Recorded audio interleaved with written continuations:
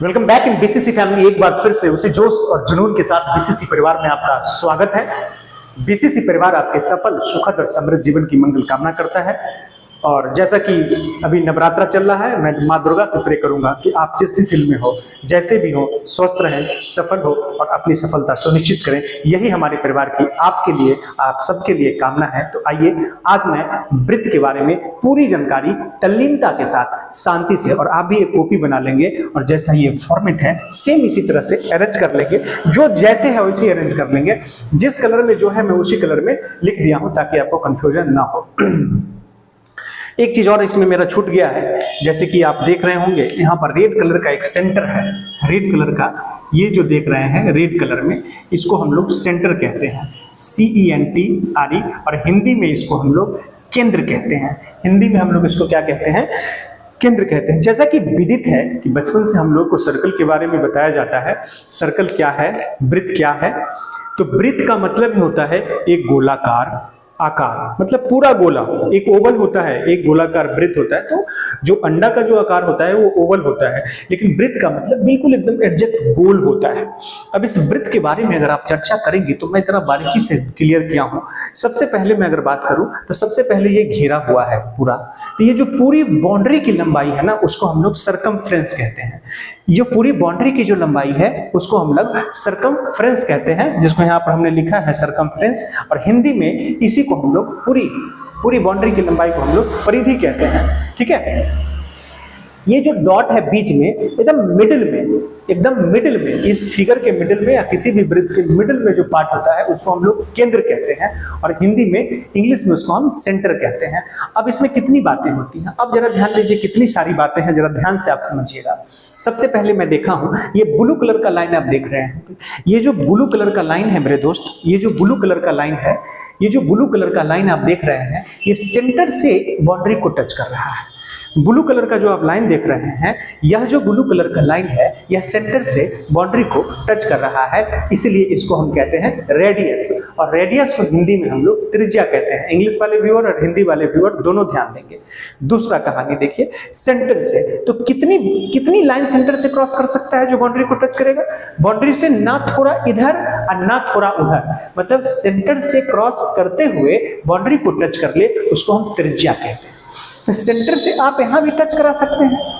तो इस बात से क्या निष्कर्ष निकला कि यदि आपसे पूछ दिया जाए, कभी कभी ऐसे ही पूछ दिया जाएगा कि एक वृत्त में कितनी त्रिज्याएं हो सकती है, तो आप लिखेंगे इनफाइनाइट। आप क्या लिखेंगे? इनफाइनाइट, यानी अनंत त्रिज्याएं हो सकती है, अनगिनत त्रिज्याएं हो सकती है। तो मैं त्रिज्या की बात कर लिया। कहां से क्रॉस करेगा? सेंटर से अगर क्रॉस कर जाए तो उसे हम त्रिज्या कहते हैं। अब आइए, अब एक ग्रीन बोलेंगे ना इसको, दिस इज ग्रीन। अब ये ग्रीन कलर का एक चीज देख रहे होंगे। अब ये ग्रीन कलर का लाइन को आप जरा देखिएगा, आर पार हो गया, लेकिन सेंटर से, ध्यान से जरा समझिएगा। इसमें एक बहुत बड़ी बातें मैं आपसे शेयर करने वाला हूं। एक ग्रीन कलर का लाइन है जो इस बाउंड्री से उस बाउंड्री तक एक दूसरे को क्रॉस कर गया। तो मेरे दोस्त, अगर मैं इस पार से इस पार ऐसे भी करा सकता हूं, इस पार से होकर और सेंटर से होते हुए यहां भी टच करा सकता हूं, यहां से होते हुए यहां भी टच करा सकता हूं। क्लियर? हर जगह मैं टच करा सकता हूं। क्लियर? तो यहां भी त्रिज्या की तरह ही अगर आपसे पूछे कि एक वृत्त में कितने व्यास होते हैं, और व्यास को हम लोग हिंदी में डायमीटर कहते हैं, व्यास को हम लोग हिंदी में डायमीटर कहते हैं, और उसी डायमीटर को आप लॉन्गेस्ट कॉर्ड भी कहते हैं। उसी डायमीटर को आप लॉन्गेस्ट कॉर्ड भी कहते हैं, यानी लॉन्गेस्ट कॉर्ड को ही डायमीटर कहा जाता है। लॉन्गेस्ट कॉर्ड को ही डायमीटर कहा जाता है। और कॉर्ड को हम लोग हिंदी में जीवा कहते हैं। कॉर्ड को हम लोग हिंदी में जीवा कहते हैं। तो अगर आपसे कोई पूछे कि वृत्त की सबसे लंबी जीवा को क्या कहा जाता है, यानी वृत्त की लॉन्गेस्ट कॉर्ड, यानी लॉन्गेस्ट कॉर्ड इज कॉल्ड, तो आप कह सकते हैं डायमीटर। या आपसे पूछे डायमीटर इज कॉल्ड तो आप कह सकते हैं लॉन्गेस्ट कॉर्ड। सिर्फ कॉर्ड नहीं, there is particular difference between chord and longest chord. मतलब कॉर्ड तो कॉर्ड है ही, लेकिन जो लॉन्गेस्ट कॉर्ड है वो डायमीटर है। वो लॉन्गेस्ट कॉर्ड कब होगा? जब वह सेंटर से क्रॉस करेगा तब। यदि आपसे कहे कि यह ऐसी कितनी लाइनें हैं जो सेंटर से क्रॉस कर जाएगी, तो मेरे दोस्त इनफाइनाइट अनकाउंटेबल यानी अनगिनत लाइनें हैं जो एक सेंटर से हम क्रॉस करा सकते हैं, लेकिन यह बाउंड्री से बाहर नहीं निकलनी चाहिए। एक बाउंड्री से होते हुए दूसरे बाउंड्री को टच करना चाहिए और साथ ही साथ सेंटर से क्रॉस करनी चाहिए, तो उसे हम डायमीटर कहते हैं, या दूसरे शब्दों में कहें तो उसे हम लॉन्गेस्ट कॉर्ड कहते हैं। और इसको हिंदी में हम व्यास कहते हैं। अब मैं बात करता हूं जीवा को मैंने ब्लैक कलर से, माफ कीजिएगा, चांप या जीवा कर लीजिए पहले। जीवा को मैंने ब्लू कलर से लिया है। देखिए तो सर्कल के एक बाउंड्री से इस बाउंड्री को टच कर जाए उसे जीवा कहते हैं। डायमीटर में भी वही बातें हुई। यह जो इस बाउंड्री से इस बाउंड्री तक जो आप ग्रीन लाइन देख रहे हैं वह भी जीवा है, लेकिन वह सबसे लंबी जीवा है। यह भी जीवा है, लेकिन वह सबसे लंबी जीवा है, इसलिए वो डायमीटर भी बन गया। लेकिन यह सिर्फ और सिर्फ कॉर्ड है। जो ब्लू कलर से देख रहे हैं आप, जो ब्लू कलर से जो लाइन इंडिकेट किया गया उसको मैंने कॉर्ड कहा है।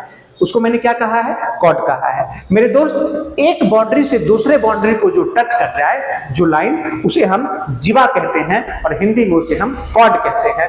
यह भी कॉर्ड है, ये ग्रीन लाइन वाला भी कॉर्ड है, लेकिन वह कॉर्ड के साथ साथ लॉन्गेस्ट कॉर्ड है और साथ ही उसको हम डायमीटर बोलते हैं, लेकिन इसको हम सिर्फ कॉर्ड बोलते हैं, यानी हिंदी में मैं इसको जीवा बोलता हूं। इस बात को आपने अच्छे से समझा। इसको हम हिंदी में क्या कहते हैं? जीवा कहते हैं, और इंग्लिश में क्या कहते हैं? कॉर्ड कहते हैं। अगर आपसे पूछे कि एक वृत्त में कितनी जीवाएं हो सकती हैं, तो आप कह सकते हैं कि अनगिनत जीवाएं हो सकती है। यदि आपसे पूछे कि एक वृत्त में कितनी त्रिज्याएं हो सकती है, तो अनगिनत त्रिज्याएं हो सकती है। डिवाइड कर लीजिए। एक वृत्त में कितने व्यास हो सकते हैं? तो अनगिनत व्यास हो सकते हैं, लेकिन उस व्यास को इस सेंटर से क्रॉस करना है और दोनों बाउंड्री के छोर को टच करना है। तो अभी तक आपने जीवा समझ लिया, त्रिज्या समझ लिया, लॉन्गेस्ट कॉर्ड समझ लिया, डायमीटर समझ लिया। अब मेरे पास जो बातें आती है वो आती है आर्क का।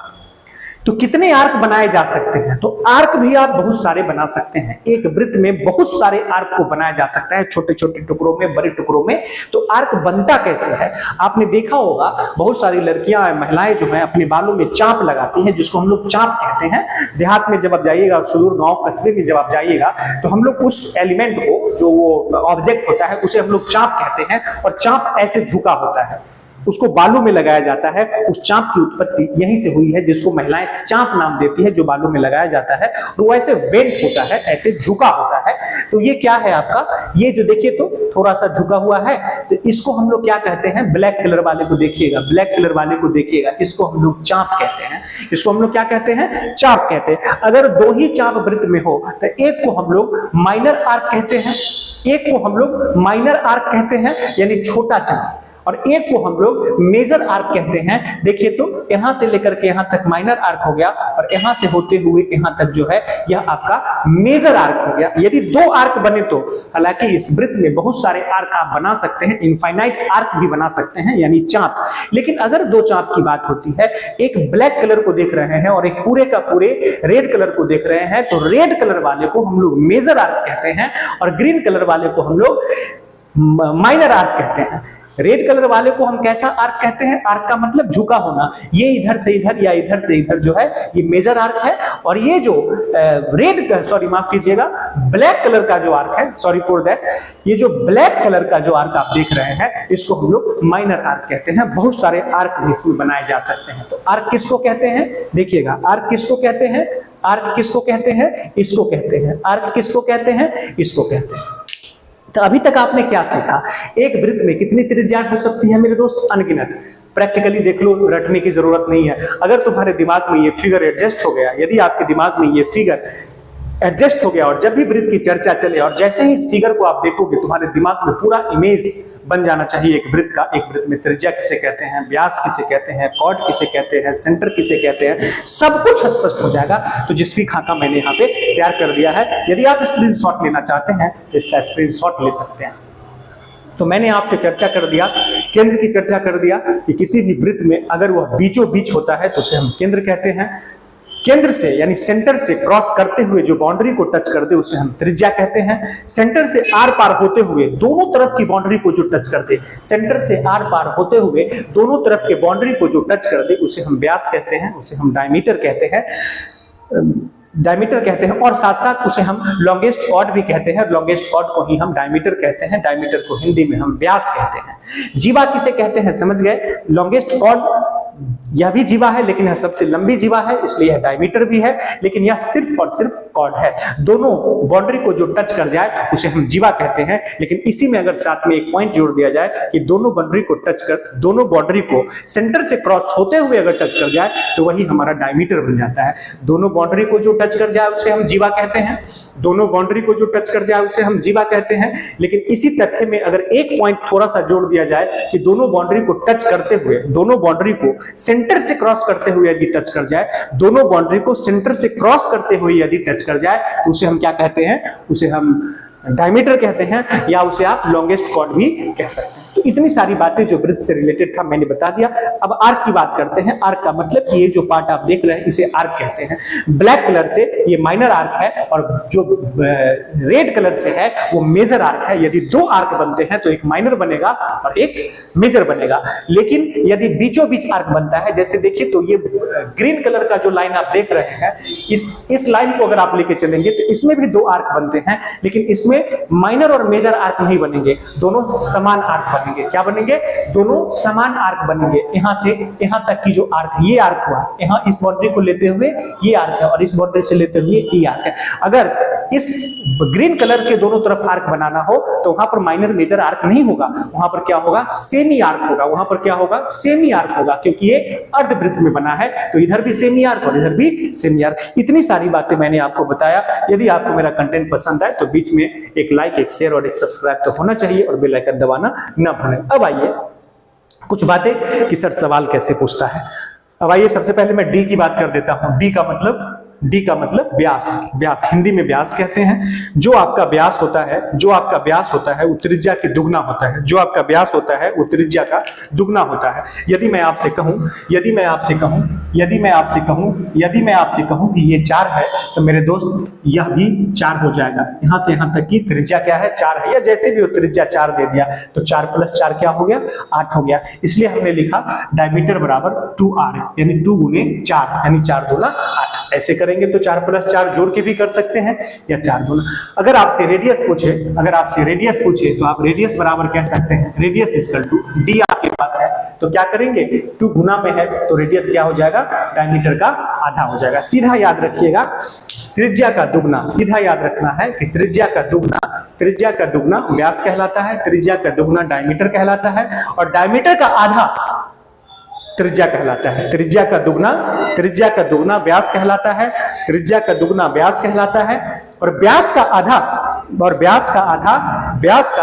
त्रिज्या कहलाता है। इन सारी बातों को हमने यहां पर देख लिया। अब थोड़ी सी और मैं चर्चा करूंगा, जो 2 तथ्य इसमें रह गए। अक्सर पूछेगा आपसे सरकमफ्रेंस, परिधि बराबर क्या होता है। परिधि का मतलब होता है पूरी बाउंड्री की लंबाई।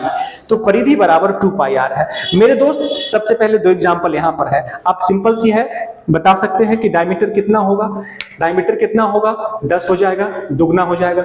डायमीटर 20 दिया हुआ है, रेडियस कितना होगा, 20/2 हो जाएगा, कितना हो जाएगा, 10 हो जाएगा। रेडियस का दुगना डायमीटर हो गया, डायमीटर का आधा रेडियस होगा। आपने एग्जांपल भी ले लिया। अब सरकमफ्रेंस और एरिया से रिलेटेड कैसे सवाल होगा, जैसे यहां पर देखिए, मैं अगर आपसे कहूं कि परिधि का मतलब सरकमफ्रेंस, मैं आपसे कहूं कि परिधि का मतलब सरकमफ्रेंस, मैं आपसे कहूं कि 66 परिधि है, आपसे कहेगा कि एक वृत्त की परिधि, circumference of a circle, in English circumference of a circle 66, circumference of a circle 66, then आपसे पूछेगा रेडियस = what, कैप्चर कर रहा है। देन आपसे पूछेगा रेडियस इक्वल टू व्हाट। मेरे दोस्त परिधि का फॉर्मूला क्या होता है? 66 होता है। आप क्या लिखेंगे? 66 इक्वल टू, और पाई का मान यहाँ पर 22/7 लेंगे, लेकिन जहाँ कहीं कहीं आपको 22/7 को डेसिमल में दिया रहता है, लेकिन यहाँ पर 22/7 ही ज्यादा अच्छा रहेगा। तो आपसे पूछा 66 से, ध्यान दीजिएगा 2 पाई r, 2 है इंटू 22/7 कर दीजिए, इंटू r कर दीजिए। मेरे दोस्त 22 से ये काटेंगे तो कितना बार में कट जाएगा? 3 बार में कट जाएगा। आपका रेडियस क्या हो जाएगा? क्रॉस मल्टीप्लीकेशन, आपका रेडियस क्या हो जाएगा? 7×21 बटे में 2। आपका रेडियस क्या हो जाएगा? 7×21 बटे में 2। तो 21/2 का मतलब 10.5।